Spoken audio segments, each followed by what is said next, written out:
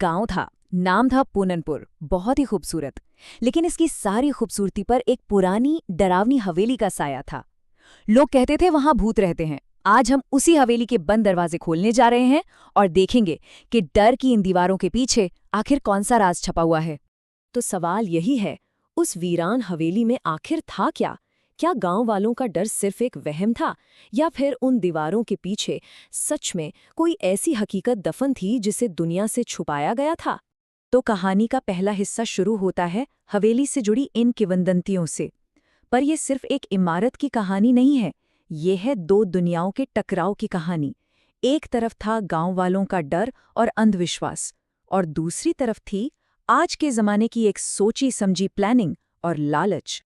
और यहीं पर आता है कहानी का सबसे बड़ा कॉन्फ्लिक्ट। सोचिए, एक तरफ तो पूरा गांव हवेली का नाम लेने से भी डरता था, और दूसरी तरफ शहर से 4 लोग आते हैं। ये लोग खुद को हवेली का वारिस बताते हैं और इन डरावनी कहानियों पर हंसते हैं, उन्हें सिर्फ अफवाह कहकर उड़ा देते हैं। ये हैं राजीव, उसकी पत्नी रिया और उसके भाई रमन और प्रेम। उनकी आंखों में डर का कोई निशान नहीं था, सिर्फ पैसों की चमक थी। इनका मकसद बिल्कुल साफ था, इस भुतहा हवेली को बेचो, करोड़ों कमाओ और रफू चक्कर हो जाओ। लेकिन हवेली के अंदर उनका सामना एक अजीब सी बूढ़ी औरत से होता है। जब वो पूछते हैं कि तुम कौन हो, तो वो जो जवाब देती है वो उनकी पूरी प्लानिंग को पलट कर रख देता है। वो सिर्फ इतना कहती है, मैं खजाने की रखवाली कर रही हूँ। और बस यहीं से कहानी का दूसरा दौर शुरू होता है। खजाने का वादा, एक ऐसा वादा जो हर किसी के दिल में लालच की आग जलाने वाला था। ये वो एक लम्हा था जब सब कुछ बदल गया। जैसे ही खजाना शब्द कानों में पड़ा, हवेली बेचने का प्लान तो जैसे हवा हो गया। अब उनका सिर्फ और सिर्फ एक ही मकसद था, उस छिपे हुए खजाने को हर कीमत पर ढूंढ निकालना। और देखिए, लालच डर से कितना ज्यादा ताकतवर होता है। खजाने में हिस्से का वादा, इस एक वादे ने वो कर दिखाया जो सालों का डर नहीं कर पाया था। एक तो नहीं, पूरे 101 गांव वाले अपना डर भूलकर इस खोज में शामिल हो गए। तो खोज शुरू हुई। हवेली की धूल भागते भागते वो एक टूटी हुई छत तक पहुंचे, और उस मलबे के नीचे एक तहखाने का राज छिपा था। और वहीं उस अंधेरे तहखाने में उन्हें मिला एक बहुत भारी पुराना लोहे का संदूक। सबकी सांसें रुक गई। खजाना बस एक ताले की दूरी पर था। लेकिन जब वो संदूक खुला तो उसमें से कोई सोना चांदी नहीं, बल्कि एक कंकाल निकला। यही वो पल था जब लालच का सुनहरा सपना एक भयानक हकीकत में बदल गया।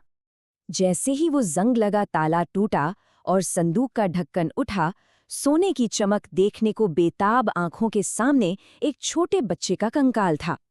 एक पल में भीड़ की वो उत्साहित सरगोशियां एक डरावने सन्नाटे में बदल गई।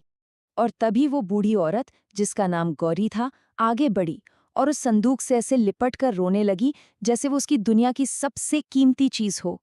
अब जाकर लोगों को उसके शब्दों का मतलब समझ आया। उसका खजाना सोना नहीं था, बल्कि उसकी खोई हुई बेटी की बची-कुची हड्डियां थीं। और फिर गौरी ने अपनी दिल दहला देने वाली कहानी सुनाई। बताया कि कैसे बेटे की चाहत में उसके पति और ससुर ने उसकी बेटी को अपनाने से इनकार कर दिया था। कैसे उसके ही पति ने एक तांत्रिक के बहकावे में आकर अपनी ही बच्ची की बलि दे दी। और जब उसने ये सब देखा तो गम और गुस्से में पागल होकर उसने अपने पति और उसके साथियों को मार डाला, और बस अपनी बेटी की हड्डियों को संदूक में बंद करके वो सब कुछ भूल गई, सिवाय इस बात के कि ये उसका खजाना है। गौरी की इस दर्दनाक सच्चाई के सामने आते ही कहानी ने एक नया मोड़ ले लिया था। अब ये खजाने की खोज नहीं रही थी, बल्कि ये एक माँ की विरासत, एक बहुत बड़े धोखे का पर्दाफाश और पूरे गांव के बदलने की कहानी बनने वाली थी। तभी राजीव गुस्से में चिल्लाया, ये कोई खजाना नहीं है, ये तो सिर्फ हड्डियां और सड़ी हुई यादें हैं, और उसने संदूक को लात मार दी। बस यही वो पल था जब उन वारिसों का असली लालची चेहरा सबके सामने आ गया, और उस एक लात ने गौरी के अंदर सोई हुई एक माँ के गुस्से को फिर से जिंदा कर दिया। इस बढ़ते हुए हंगामे के बीच पुलिस आ जाती है, लेकिन मामला सुलझाने की जगह पुलिस का एक सीधा सा सवाल कहानी में एक और जबरदस्त ट्विस्ट ले आता है। पुलिस ने पूछा, ठीक है, आप लोग इस हवेली के मालिक हैं, तो उसके कागजात कहाँ हैं? और सच सामने आ गया। राजीव, रिया, रमन और प्रेम कोई वारिस नहीं थे। वो सब धोखेबाज थे। उनका असली प्लान तो गांव वालों के डर का फायदा उठाकर हवेली पर अवैध कब्जा करना और उसे बेचकर निकल जाना था।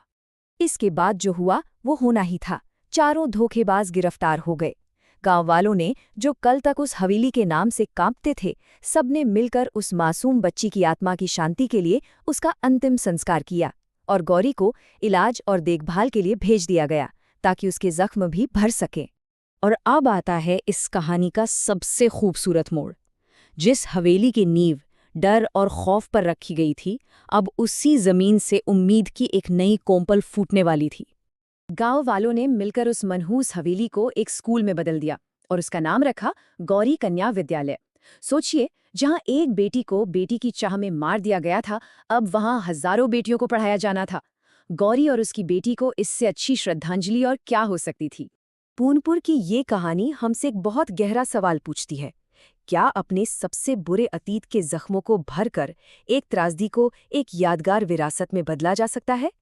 ये कहानी बताती है कि हाँ, जब एक पूरा समाज एक साथ आता है तो ये बिल्कुल मुमकिन है।